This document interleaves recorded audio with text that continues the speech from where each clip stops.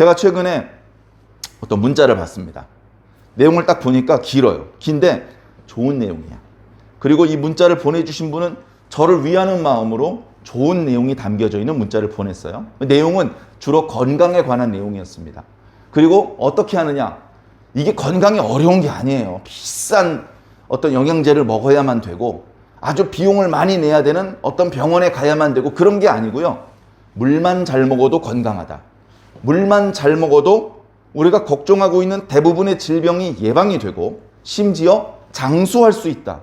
아니 이거보다 더 좋은 게 어디 있어요? 그렇게 할 수만 있으면 억만금이라도 낼 판인데 돈이 하나도 안 들어. 물만 마시면 되는 겁니다. 물이 좋다. 물을 많이 마셔야 된다. 그런 말을 우리가 뭐 오늘 처음 들었습니까?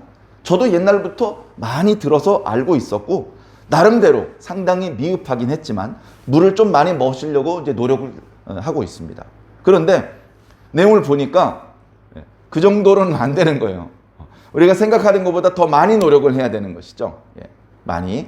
물론 개인적으로 차이가 있겠습니다만 이 정도 먹으면 되겠지 싶은 것에 2배에서 3배는 물을 마셔 주셔야 됩니다. 아유 물을 많이 마셔야 돼 알았어 하면서 큰 병에 있는 걸 한꺼번에 마시면 물 마시다가 병이 생깁니다. 그렇게 마시는 게 아니고요. 조금씩 자주 마셔야 됩니다. 조금씩 자주. 물을 마실 때 우리가 목마를 때가 있죠. 뭐 밥을 먹고 식사를 하고 식사가 끝나면 목이 마릅니다. 또는 여름철에 더워요. 땀도 좀 흘렸고 또는 운동을 했어요. 그럼 목이 탑니다. 그때 물을 마시잖아요. 목이 마를 때는 당연히 물을 마십니다. 근데 목 마를 때까지 기다렸다가 목이 마르면 그때 마셔야지 하고 참고 있으면 병이 생기는 거예요. 그리고 병이 생기면 또는 나이가 들어지면 이 목마른 것을 느끼는 감각도 많이 약해진답니다. 젊었을 때 건강할 때 어렸을 때는 더 빨리 목마른 걸 느껴요. 빨리빨리 물을 마실 수 있습니다. 근데 병이 생겨서 목마른 감각이 둔해지고 점점점 원래 물을 마셔야 될 타이밍인데 목마른 걸 우리가 못 느끼게 되면 점점점 물 마시는 것이 줄어들고 그러면 몸에 생기기 시작했던 병은 더 빨리 커지고 또 우리들의 건강은 쇠약해지고 수명은 단축되고 이렇게 안 좋은 일이 자꾸 생기는 것이죠. 결론은 뭐냐? 목이 안 말라도 물을 마셔야 됩니다. 금방 전에 물을 마신 것 같은데 또 물을 마셔야 되는 것이죠. 그러니까 부담스럽게 한 병을 다 마시고 큰 컵으로 한 컵을 다 마시고 이렇게 부담스럽게 생각하지 마시고 물을 자주 마셔주세요. 가지고 다니면서 마시면 물론 좋죠. 그러면 내가 얼마나 물을 마셨는지도 스스로 점검하면서 먹을 수도 있는데요. 그게 굳이 어려우시다면 어쨌든 물을 마실 수 있을 때 부지런히 마실 수 있기를 바랍니다. 장거리 운전을 하고 또 뭐 이렇게 무슨 회의 가운데 오랫동안 이렇게 좀 불편한 가운데 있어야 되고 그러면은 자유롭게 물을 마시기 좀 어렵잖아요. 물론 그런 곳에서도 조금씩 물을 마실 수 있는 그런 여유가 될 수 있습니다. 어찌되었건 우리는 목마를 때까지 기다리지 말고 목이 안 말라도 물을 마셔야 됩니다. 왜 교회에서 예배 시간에 물 마시는 말씀을 드리느냐? 제가 그 문자를 보면서 깨달은 게 있어요. 하나님께 감사도 좋은 일이 생길 때 감사하는 게 아니구나. 그럼 언제 감사해야 됩니까? 아무 때나 감사해야 되는 거예요. 우리는 언제 감사합니까? 좋은 일이 생기면 감사합니다. 사업이 성공했습니다. 계약이 잘 체결됐습니다. 고민하던 문제가 해결됐습니다. 알터니가 빠졌습니다. 오늘 생일입니다. 오늘 날씨가 좋습니다. 친구들이 반가운 친구들이 만나서 막 칭찬 듣고 기분이 좋아졌습니다. 그런 좋은 일이 생길 때를 기다렸다가 감사해야지 하면서 평상시에 특별한 일이 없을 때는 감사를 안 하고 산다면 병이 커지는 거예요. 목마를 때까지 물 안 마시고 기다리는 바보가 되는 것이죠. 그래서 우리는요, 감사해야 됩니다. 감사. 좋은 일이 있어서 감사하는 게 아닙니다. 그냥 감사하는 거예요. 한번 생각해 보세요. 어른이 성장해서 결혼해서 자녀가 생겼습니다. 자녀가 전에 없었죠? 자녀가 생겼어요. 그럼 어떻게 해야 됩니까? 감사해야죠. 감사해야죠. 근데 자녀는요? 언제 부모가 생겼어요? 원래 계셨어. 부모가 생기면 그때 감사해야지. 그렇게 감사하는 게 아닙니다. 부모가 계신 것 자체가 감사해요. 그죠? 부모님이 계신 게 감사해요. 부모님이 생길 때까지 기다려야지. 뭐하러 기다립니까? 지금 계신데? 그 얼굴 볼 때마다 감사. 목소리 들릴 때마다 감사하면 되는 거예요. 그게 잘 사는 거 아닙니까? 예? 엄마가 칭찬을 해주고 아빠가 용돈을 줄 때까지 꼭 참고 있다가 그때 감사해야지 하면서 평소엔 원망하며 살 겁니까? 그게 잘 사는 건가요? 아니죠. 하나님께도 마찬가지라는 겁니다. 하나님께서 복권에 당첨되게 해주시면, 공부를 하나도 안 했는데 전교 1등 되게 해주시면 그때 감사헌금 해야지. 평생 감사헌금 할 일 없어요. 그러면 평생 하나님 앞에 원망만 하다 죽는 거예요. 욥이 돈을 많이 벌었을 때 감사했습니까? 물론 그때도 감사했죠. 근데 돈 다 잃어버려도 그래도 감사라네. 그러니까 욥이 감사한 이유는 자기 수중의 금액이 결정하는 게 아니었어. 하나님이 존재하냐 안 하냐를 가지고 감사를 하냐 마냐가 결정되는 거예요. 그런데 하나님이 존재 안 하는 순간이 있나요? 없죠? 그러니까 그냥 계속 무조건 감사하는 거예요.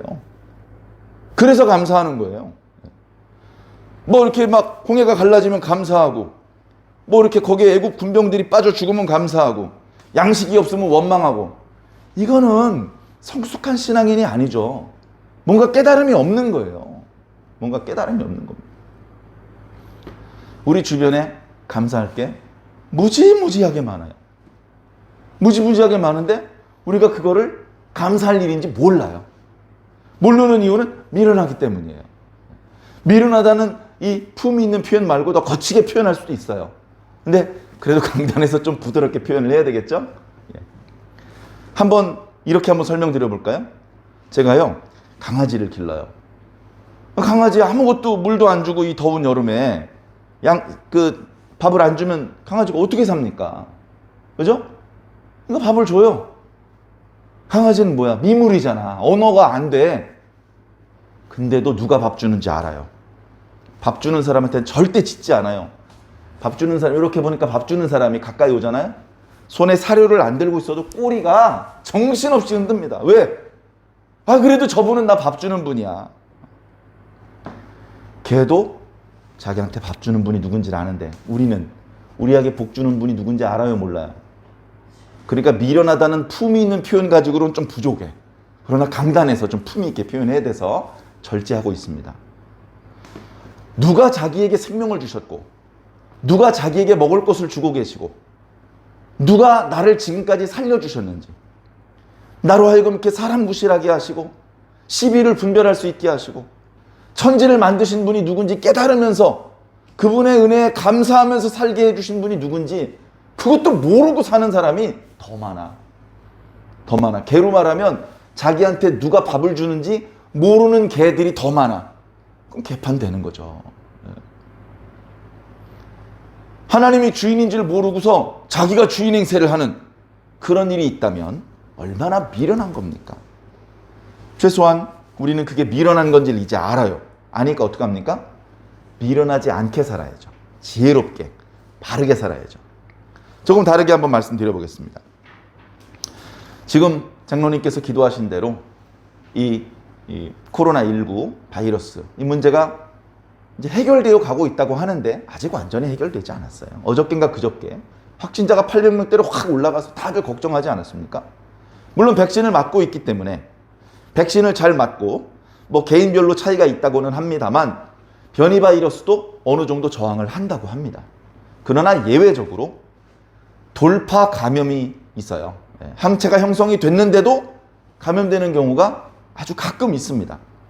그런 일이 전혀 없으면 제일 좋겠지만 그래도 그런 사례가 있다는 보고가 있다 보니까 다들 막연한 공포가 있습니다. 자, 그러나 저는 믿기로 어떻게든 어떤 형태로든 코로나19는 끝날 겁니다. 어떤 형태로든 코로나19는 끝나요. 작년 여름에요. 정의당의 모 의원이 차별금지법을 발의했어요. 너무나 걱정이 많이 됐습니다. 이게 혹시라도 통과되면 야, 이거 어떡하지? 큰일 났는데? 그런 걱정을 많이 했습니다. 다행히 통과되지 않고 없어졌습니다. 지난 6월 16일 민주당의 이모 의원이 똑같은 내용이죠. 평등에 관한 법률을 발의를 했습니다. 워낙 거대 여당이다 보니까 또 걱정이 앞서요. 물론 얘기를 들어보니까 제1야당과 또 그 거대 여당 중에서도 절반 정도는 별로 찬성하지 않는데요. 그렇다고 안심할 수가 없어요. 마음에 큰 근심과 걱정이 있습니다. 그러나 저는 믿어요. 어떤 형태로든 그 문제도 해결이 될 것이다. 근데 문제는 뭡니까? 문제가 있었다가 해결됐는데 내가 그 문제를 해결하는데 아무 일도 안 했어요. 그러다 보니까 관심을 안 갖고 있다가 해결이 나중에 됐어. 그러다 보니까 어떤 생각을 갖냐 하면 이거 뭐야, 저절로 해결됐네? 이런 생각을 갖습니다. 근데 문제는요, 절대 저절로 해결되지 않습니다. 누군가 그 문제를 해결하기 위해서 남달리 노력한 거예요. 그래, 잠언이나 이런 말씀에 보면 성읍이 적들에 의해서 포위가 됐어요. 잘못하면 어떻게 되냐면요, 그 성읍에 살고 있는 사람이 전멸해. 애고 어른이고 남자고 여자고 짐승이고 다 죽는 거예요. 엄청난 위기죠. 그래서 그 위기를 극복하기 위해서 그 성읍의 지혜자들, 돈 있는 사람, 또 싸울 수 있는 사람, 성주, 그 성읍에 오래 살면서 경험이 많은 사람 다 머리를 싸면서 이 문제를 어떻게 해결하면 좋겠냐. 해결을 못해. 점점점 위기가 닥치고 있어. 그때 이름이 알려져 있지 않은 어떤 매우 가난해 보이는 사람이 지혜로운 방법을 딱 얘기를 합니다. 들어보니까 최고로 좋은 방법이야. 그래서 자신들이 그동안 준비했던 것을 다 버리고 그 지혜자가 했던 말대로 했더니 그 위기를 벗어났어요. 자신들을 이렇게 괴롭히는 사람 다 떠나갔고 다시 자유롭게 활동을 하고 풍요로운 생활을 하게 됐어. 그런데 안타깝게도 위기를 벗어나게 해준 그 지혜자가 누군지 찾아보지도 않고 고맙다고 말하지도 않고 보상도 하지 않아. 그게 이 세상이에요. 그게 이 세상. 그런 일이 너무 많이 반복되면 어떻게 되느냐? 지혜자가 입을 다물어요. 문제가 있어. 그걸 해결할 방법을 내가 가지고 있어. 근데 내가 입을 다물어. 그럼 어떻게 되겠습니까? 문제가 해결이 안 되는 거예요. 코로나19가 어떤 형태로든 해결이 되고 다시 이전으로 돌아가야 되는데 그걸 해결할 수 있는 지혜자가, 능력자가 입을 다물어버려. 그러면 어려움이 점점 커지겠죠. 그래서 어려운 때를 말하기를 악한 때는 지혜자가 잠잠하다라고 말하는 거예요. 지혜자가 잠잠하면 안 됩니다. 하나님이 입을 다무시고 하나님이 고개를 다른 데로 돌려버리시면 큰일 나는 거예요. 다 죽는 겁니다. 나는 착하게 살았으니까 안 죽겠지. 아니요, 죽어요. 왜? 지혜자가 잠잠하고 하나님이 입을 다무시고 다른 데를 쳐다보고 계시면 아무리 착하게 산 사람도 죽어야 됩니다. 그러고 싶지 않으면 하나님께서 말씀하실 때 들어야 돼요. 지혜자가 말할 때 그가 나이가 어리든 복장이 남루하든 그거에 개의치 않고 그 사람이 하는 말을 들어야 돼요. 지혜가 있으면 인정해 줘야 되는 것이죠. 자, 큰 문제가 있었습니다. 지금 오늘 본문 말씀이 출애굽기 34장이잖아요. 하나님의 엄청난 은혜가 원래는 있었어요. 이스라엘 백성들, 좀 속말로 아무것도 아닌 존재였습니다. 그런데 그런 존재를 하나님께서 사랑하시고 하나님께서 당신의 능력을 막 쏟으셔서 노예 생활하던 사람들을 자유자로 이렇게 건져내셨어요. 그래 놓고서는 뭐 이렇게 보상, 야, 너 자유를 줬으니까 이거 내놔, 뭐 이런 걸 요구하는 게 아니고 더 큰 복을 주시겠다고 약속을 맺재요. 그 약속을 체결을 했어요. 이제 이스라엘 백성들은 그냥 이스라엘 백성이 아니고 하나님의 백성들이 됐어요. 하나님과 이스라엘 백성 사이에 계약을 체결하면 이스라엘 백성들만 이득 본다는 말씀은 드렸었죠. 하나님은 이미 다 가지고 계시기 때문에 더 추가적으로 이득이 생길 게 없어요.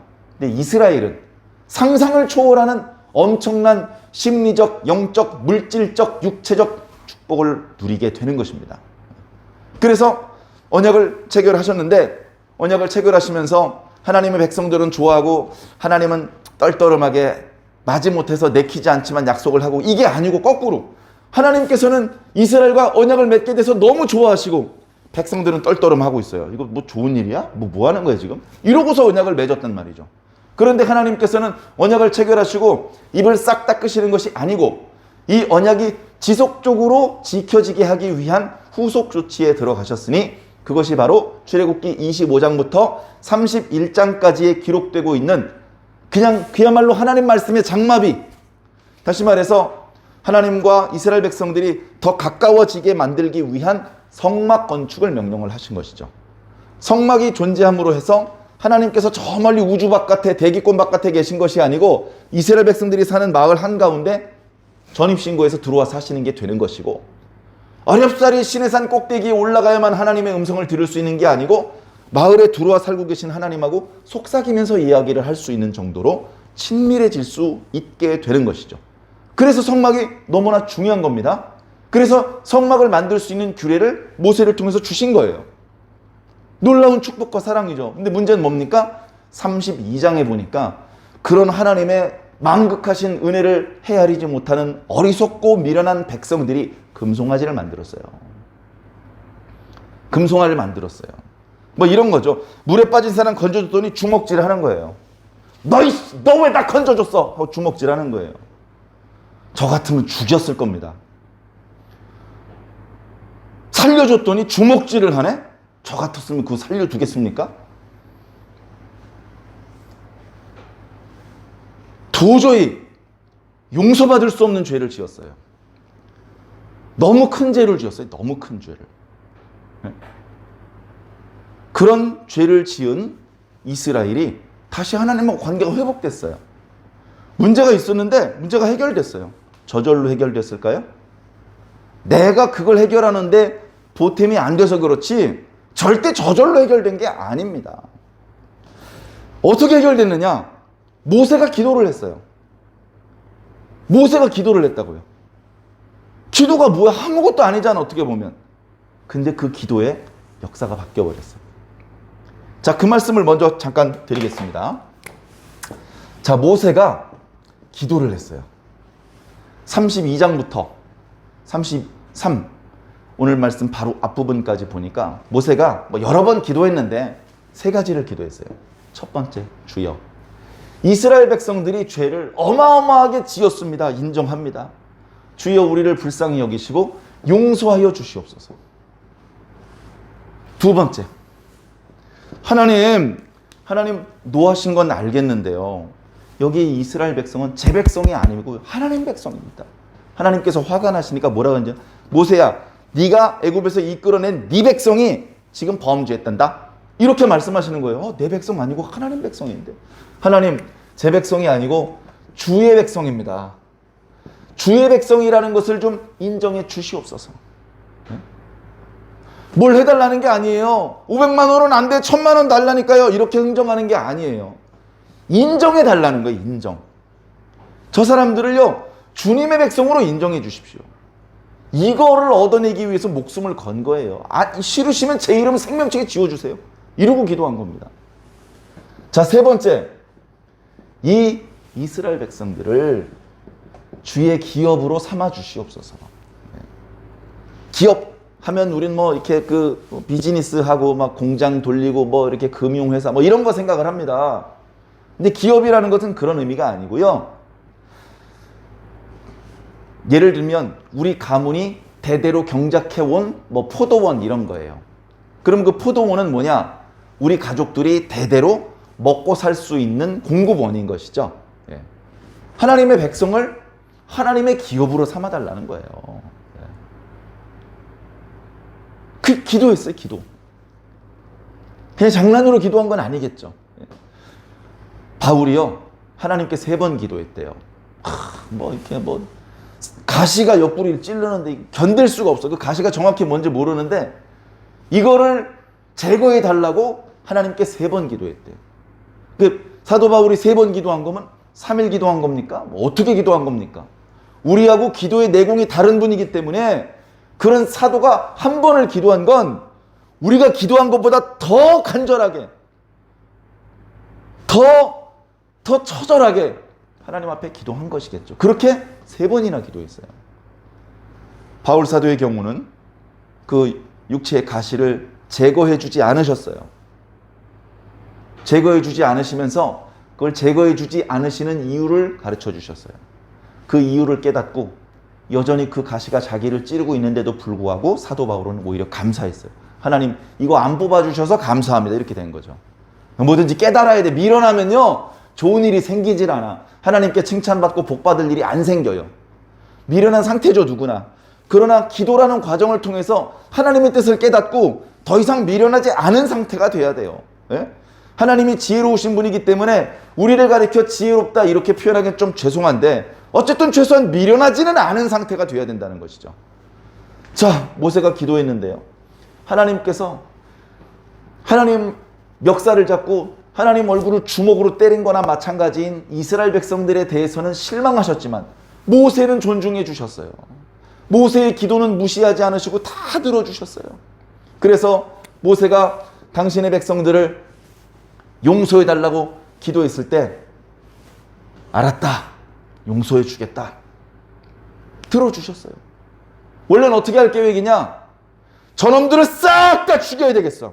그리고 모세, 너를 통해서 새로운 민족을 만들겠어.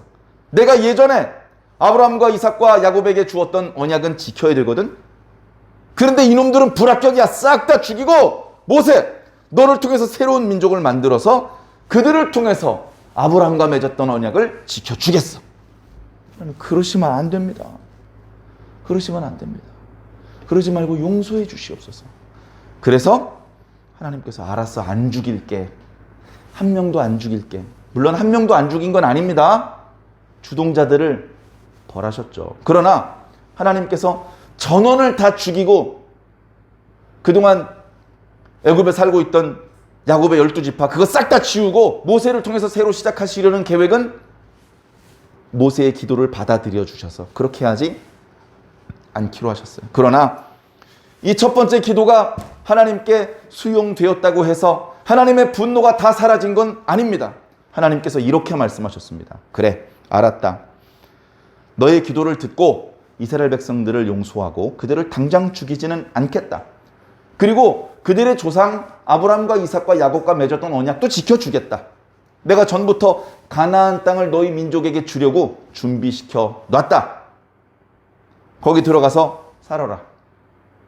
근데 난 거기 안 들어간다. 나는 안 가. 니들끼리 가. 그래서 두 번째 기도를 하게 된 겁니다. 하나님, 그러지 마십시오. 제 백성이 아니고 하나님 백성입니다. 하나님께서 같이 안 가시면 무슨 소용이 있습니까? 우리에게 필요한 건 광활한 대지가 아니고 하나님입니다. 이 기도를 하나님께서 들어주셨어요. 하나님께서 이렇게 말씀하셨습니다. 알았다. 내가 친히 가리라. 내가 친히 가긴 하는데 너희들 옷에서 장신구두를 다 제하도록 해라. 왜? 너희들이 또 나와 함께 광야의 길을 해서 가다가 또 금송아지 같은 사건이 벌어지면 모세가 목숨을 걸고 기도하기 전에 내가 너희를 죽일지도 모르니 지금 당장 장신구를 제거하도록 해라. 그래서요, 지금도 이스라엘 사람들은요, 과도한 장신구는 하지 않습니다. 그게 그들의 풍습 비슷하게 된 것이죠. 자, 그것으로 끝난 게 아니에요. 그것으로 끝난 게 아니에요. 자, 벌써 첫 번째 기도, 두 번째 기도를 통해서 저 멀리 구만리 밖으로 나가셨던 하나님의 마음이 이스라엘 백성들에게 돌아오고요. 고개를 확 다른 데로 돌리셨던 하나님의 얼굴이 다시 이스라엘 백성들을 향하기 시작을 했어요. 그걸 모세가 느꼈습니다. 하나님께서 우리를 불쌍히 여기기 시작했구나. 여세를 몰아서 또 기도합니다. 뭐라고요?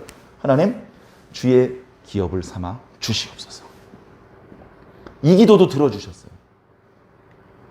이 기도를 통해서 이제 이 모든 모세의 기도에 대해서 응답을 주셨습니다. 자, 여기 이제 언약을 맺었었잖아요, 처음에. 이거 깨졌었잖아요. 언약이 깨졌다는 것을 가시적으로 보여주기 위해서 계약서에 해당되는 두 돌판을 깨트렸잖아요. 그죠? 그래서 언약이 깨진 거예요. 이제 이스라엘 사람들이 어떤 불미스러운 일이 생겨도 하나님께는 책임이 없고 도와줄 의사가 없어요. 그런 상태를 이 모세의 기도를 통해서 뒤집은 거예요. 뒤집었어요. 그래서 34장, 오늘 본문 말씀은 10절부터죠. 1절에 모세가 아니고 하나님께서 먼저 모세를 찾아오셔서 이렇게 얘기를 하십니다. 야, 계약 다시 맺자. 계약서 다시 쓰자. 돌판 네가 준비해가지고 내일 가지고 올라와. 그러면 첫 번째 돌판에 써져 있던 내용을 내가 다시 써줄게. 모세가 그렇게 하기를 바랬는데 감히 그렇게 해달라고 요구를 못하고 있었는데 하나님이 먼저 그렇게 해주시겠다고 하시는 거예요. 그러니까 하나님의 마음이 이제 다 돌아왔다. 주의 기업으로 삼아 주시옵소서. 이게 오늘 본문 말씀 10절 바로 앞에 9절에 나타나고 있는 말씀입니다. 자, 이제 10절에 하나님께서 뭐라고 말씀하십니까? 내가 너하고 언약을 세우겠다. 이것만 되면 끝난 거예요. 다시 끝난 거예요. 자, 어떤 아이가 있어요. 되게 불쌍해. 보니까 부모도 없고요. 오랫동안 굶었고 여기저기 상처도 났어. 나는 돈도 많고 똑똑하고. 그래서 가다가 어떤 불쌍한 아이를 보고 재수없어 이러고 갈 수도 있는데 불쌍해. 야, 저 좀 태워라. 해가지고 자기 집으로 데리고 가가지고 따뜻한 물로 깨끗이 씻어주고 의사한테 치료시켜주고 머리 감겨주고 머리 이발해주고 좋은 옷 입혀주고 그리고서는 자기 양자를 삼았어요. 양자를 삼으면 어떻게 됩니까? 그 부자의 모든 것을 다 상속받는 거예요. 누구에게? 그 부자하고 아무 상관도 없는 어떤 고아에게. 아낌없이 다 준 것이죠. 그랬다가 그 아이가 아주 건방진 말을 해요. 그래서 그 아이에게 모든 것을 상속하기로 했던 그 계약서 다 찢어버렸어요. 그럼 얘는 다시 부하가 되는 거예요. 언제든지 쫓아내면 쫓겨나야 되는 것이죠. 그러다가 무릎 꿇고 회개를 해서 다시 알았어. 너 다시는 그런 범죄하면 안 돼. 내 아들답게 멋있게 살아야 돼. 그렇게 다시 그 증서를 써주는 거예요. 그러면 다시 그 사람의 모든 것들을 다 받을 수 있는 것이죠. 예를 들면 그런 거예요. 우리가 하나님께 받는 것은 큰 부자가 가지고 있던 재산을 유산으로 상속받는 그런 정도의 코딱지가 아니에요. 더 크고 엄청난 거를 얻어내는 것이죠. 그래? 모세의 강권에 의해서 하나님께서 맞으면 이 자식 되게 귀찮게 구네. 알았어 해줄게. 정말 귀찮아서. 이렇게 마지못해서 해주시는 게 아니고 모세는 두렵고 죄 속에서 감히 말도 못 꺼내고 있는데 하나님께서 알아서 돌판 갖고 와. 모세야, 네가 원하는 게 이거 아니니? 알아서 내가 언약을 새롭게 세워줄게. 전에 약속했던 대로 내가 이스라엘 백성들을 아낌없이 은혜를 베풀어 주고 보호해 주고 그들이 하나님으로서의 책무를 다 할게. 그렇게 약속해 주신 거예요. 더 하나님께 받을 게 뭐가 있습니까? 다 받은 거예요. 다 받은 거예요. 물론 이 두 번째 언약, 이 언약을 갱신할 때는 하나님께서 특별히 두 가지를 당부하셔요. 11절에 보니까 내가 너와 언약을 새롭게 세우긴 하는데 내가 오늘 너와 이렇게 언약을 세우면서 그러면서 주는 명령을 너는 꼭 지켜야 된다 하면서 두 가지 명령을 주시는데 이 명령은 새로운 건 아니에요. 두 가지 명령이 간단해요. 첫 번째, 이방인과 언약을 세우지 말라. 아니, 이방인과 언약을 안 세우면 누구랑 언약을 세웁니까? 나랑 세워, 나랑. 너희들은 이방인하고 언약을 세우는 게 아니고 나랑 언약을 세워. 요 첫 번째 명령에는요, 이방인 신에게 절하지 말아라. 이방인들처럼 우상을 만들지 말아라. 이방 종교에 심취해 있는 여자를 며느리로 들이지 말아라. 이런 것들이 이제 다 들어있는 것이에요. 오늘 그것까지 다 한 가지 다 말씀드리진 않겠습니다만 크게 언약을 갱신하면서 주신 당부 두 가지, 이방인들하고는 언약을 세우지 말아라. 정말 안타깝게도 여호수아 시대 때 여호수아에 의해서 요걸 어깁니다. 이방인들과 언약을 세우게 돼요. 물론 잘 몰랐죠. 이 사람들이 정말인지 우리를 속이기 위해서 이러고 온 것인지 그걸 구별해내기 어려웠어요. 그래서 속았어요. 그런데 정말 깜짝같이 변장하고 와서 우리가 속았습니다. 그러니까 우리에겐 죄가 없죠? 죄가 없긴 왜 없어요? 우리 주변에는요, 다 우리의 지혜, 우리의 시각으로 분별해내기 어려운 게 다예요. 속을 수밖에 없는 게 전부 다라고요. 그래, 속을 수밖에 없는 것에 속았다고 뻔뻔스럽게 우린 잘못 없죠? 잘못이 왜 없어요? 속을 수밖에 없게 변장을 하고 오니까 기도가 필요한 거예요. 기도가. 그런데 여호수아 당시 기도했다는 기록이 없어요.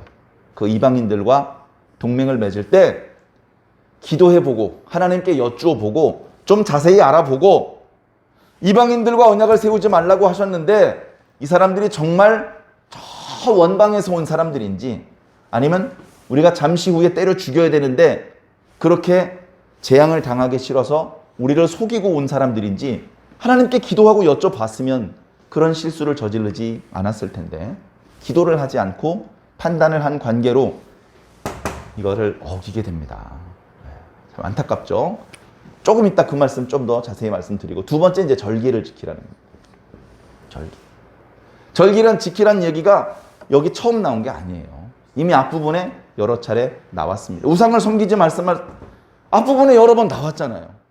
그런데도 불구하고 금송아지를 만든 그런 우상 숭배 범죄를 저질렀기 때문에 언약 갱신을 하면서 특별히 당부를 또 하시는 겁니다.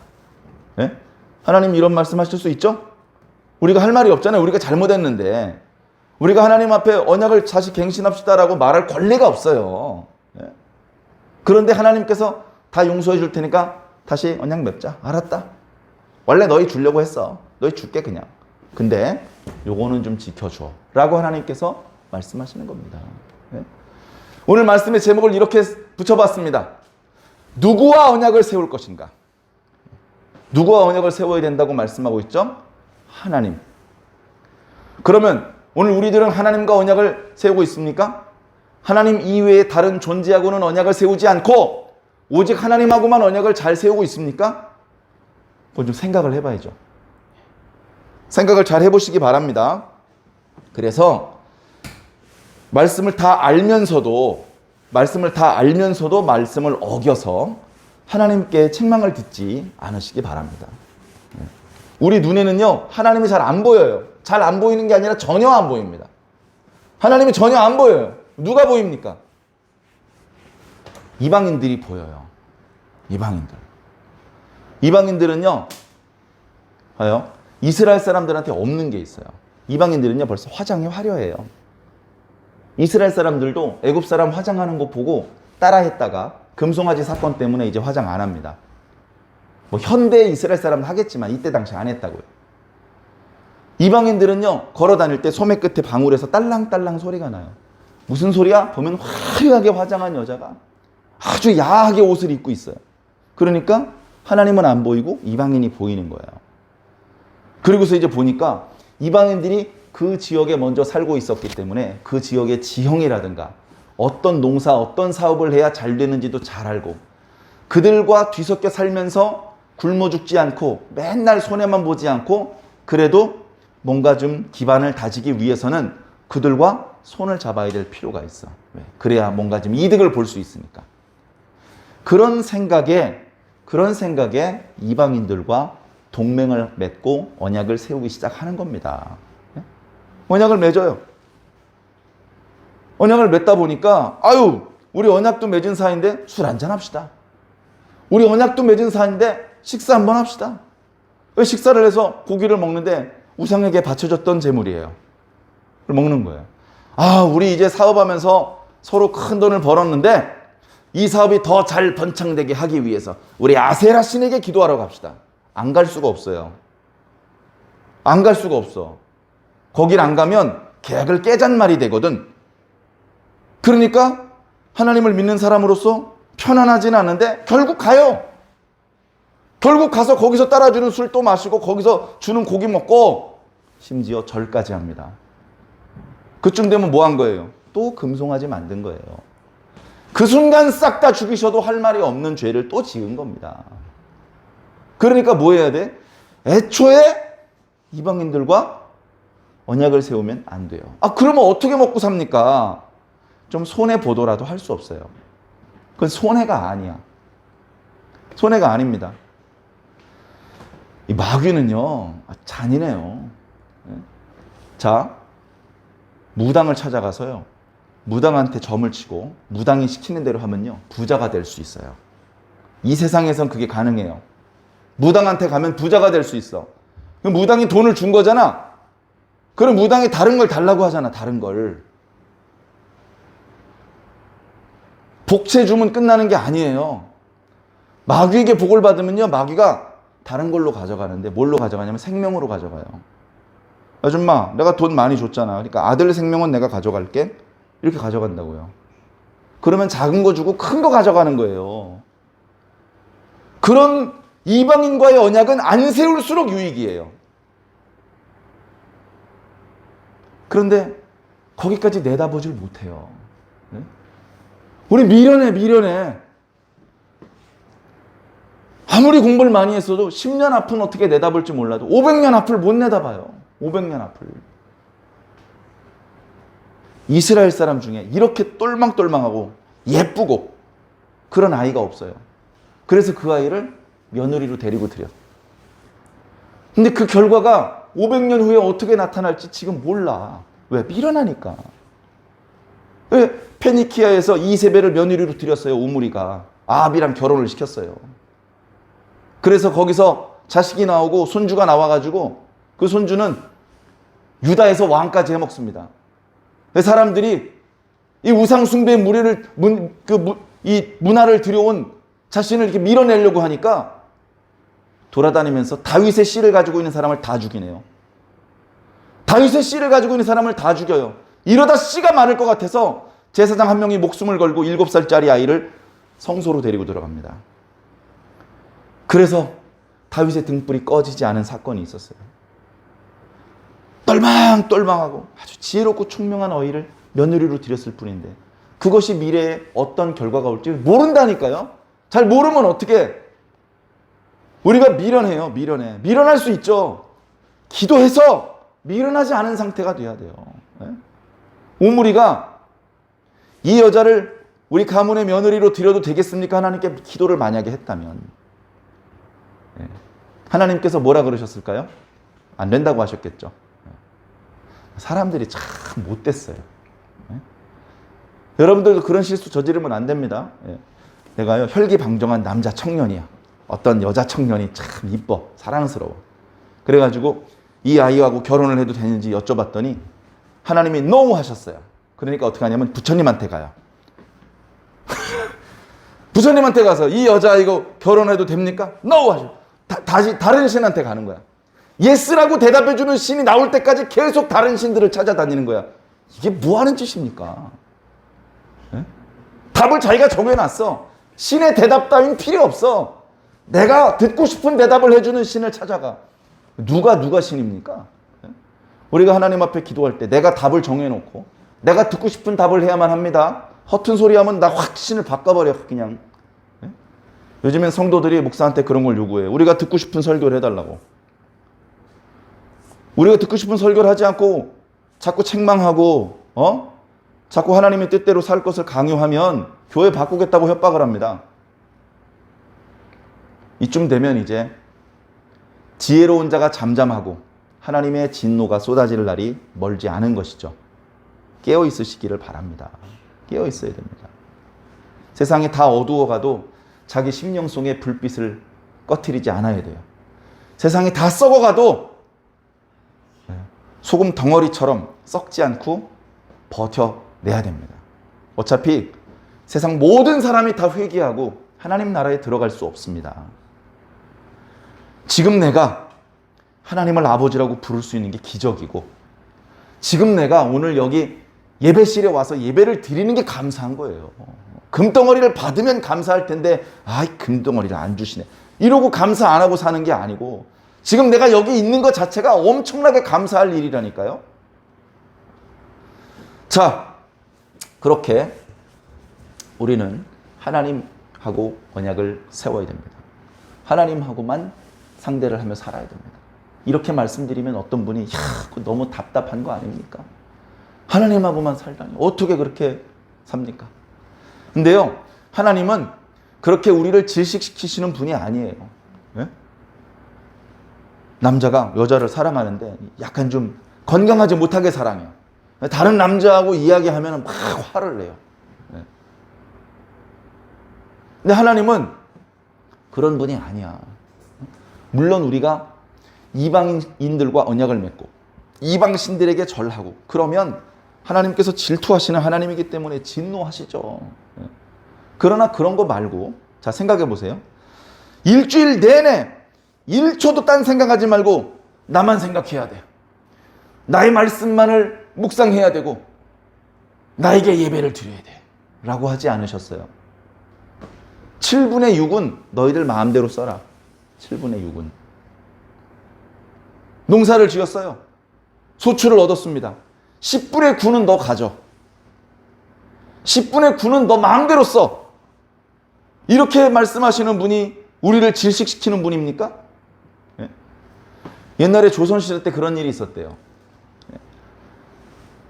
땅 주인이 양반이야. 근데 자기가 직접 농사 안 져요. 그래서 농사를 짓는 사람한테 농사를 지으라고 합니다. 그래 놓고서 뭐라고 말하느냐? 9분의 1만 나한테 주면 돼. 9분의 1만. 오케이? 그러면 9분의 8은 그 농부가 가져가는 거예요. 아이고, 기회를 주셔서 감사합니다. 머리가 땅에 닿도록 인사를 하죠. 문제가 생겼어요.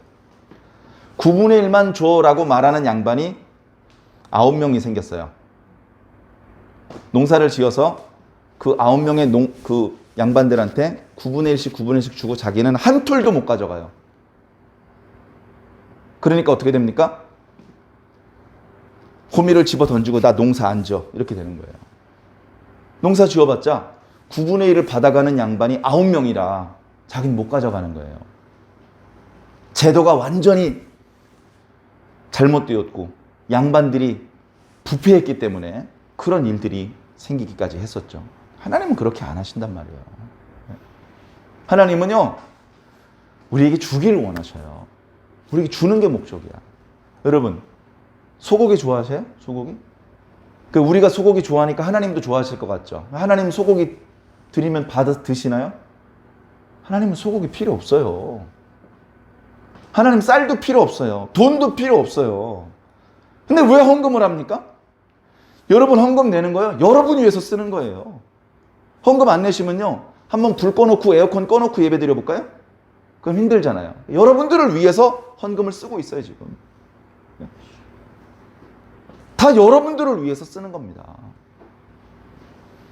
하나님은요, 소고기 필요 없어요. 근데 왜 11조를 바치라고 합니까? 하나님께서 우리에게 주고 싶어 하시는 분인데 다 주진 않아요. 다 주면요, 잊어버려. 주인이 누군지 잊어버려요. 그래서 지금 우리가 받는 은혜하고는 비교도 안 되는 은혜를 하나님께서 사람들에게 주셨었어요. 에덴 동산에서. 근데 그때도 다 주진 않았어요. 나무 2그루는 못 건드리게 하셨어요. 왜? 그거라도 남겨놔야 누가 진짜 주인인지 알게 되는 거예요. 내가 다 가지면요, 내가 주인 돼요.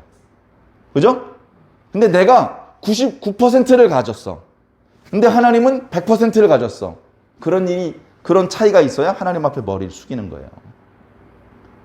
하나님은 다 가지고 계셨어요. 우리에게 다 주지 않습니다.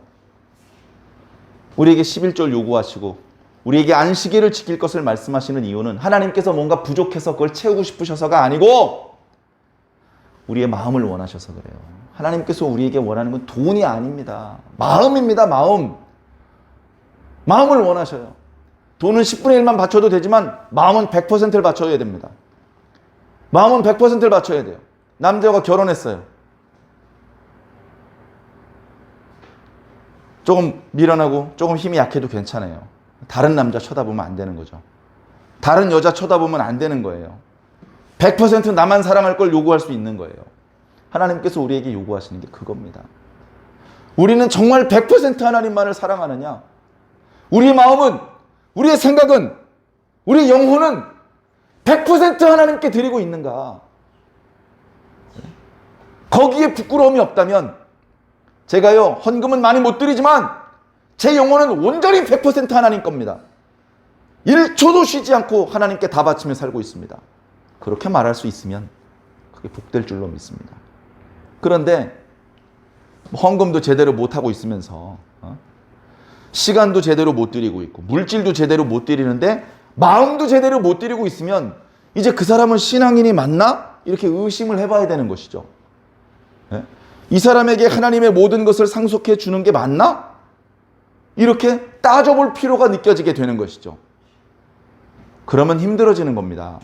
사랑하는 성도 여러분, 하나님께서 인자한 표정으로 우리를 바라보실 때, 뭐라도 퍼서 우리를 주고 싶어 하실 때, 그때 겸손하시고, 그때 바짝 엎드리시고, 그때 우리들의 마음과 생각과 영혼 속에 있는 불필요한 때들을 다 걷어내시기를 바랍니다.